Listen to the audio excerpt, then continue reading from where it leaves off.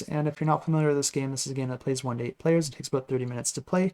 And this one is a competitive route building game. And what's really interesting about this expansion is just how much it does change the game, because they're going to be changing this game from a competitive route building game into a semi-cooperative game of deduction. Because when you choose to play with this expansion, each player is going to be getting an identity card at the start of the game. One of the identity cards available is the Sasquatch, and if you do get that Sasquatch card, then you are on your own team against all the other players. But it is possible that no player gets the Sasquatch card, and in that case, players are just trying to get a certain amount of victory points in order to win the game.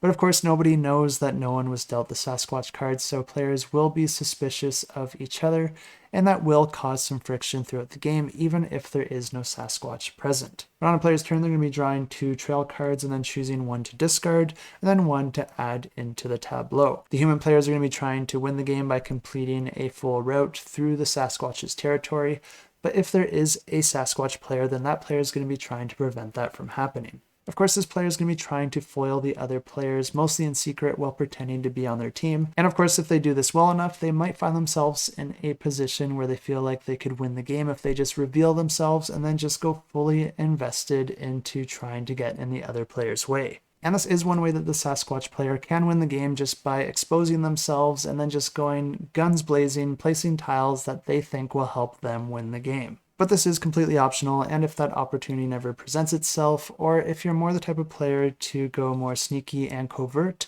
then you can just continue to mess with the other players in secret and hopefully prevent the other players from getting the victory point requirement that they need in order to win the game. But like I said, this expansion does change up the game quite a bit, so if you're interested to know how the game plays without the expansion, I do have previous footage for that, and I'll go ahead and roll that for you now. And this is a competitive game where players are going to be trying to complete different loops of trails. And there's 3 different types of trails that players are trying to complete. There's the hiking, biking, and kayaking trails. And for each of these trails, there is going to be a dedicated campsite. And in order to complete a loop, you need to create a trail starting and ending at the campsite that the trail matches. And this one is our Discord pick of the week, but this one is also my personal pick of the week. I'm a huge fan of this theme, but it also looks like a really fun game. And if you do like tile placement games, I think you'll definitely want to pay attention to this one, because this one looks like a lot of fun and like it presents a really nice puzzle, but then does it all in a really small package with a really small playtime. And each player is going to be starting the game with 3 campsite cards, with one of them matching each one of the different modes of travel. And then the game's played over 4 rounds, where players are going to be choosing one of those campsite cards to play out in front of them at the start of the round. Then you'll choose 2 trail cards from your hand to put out into play,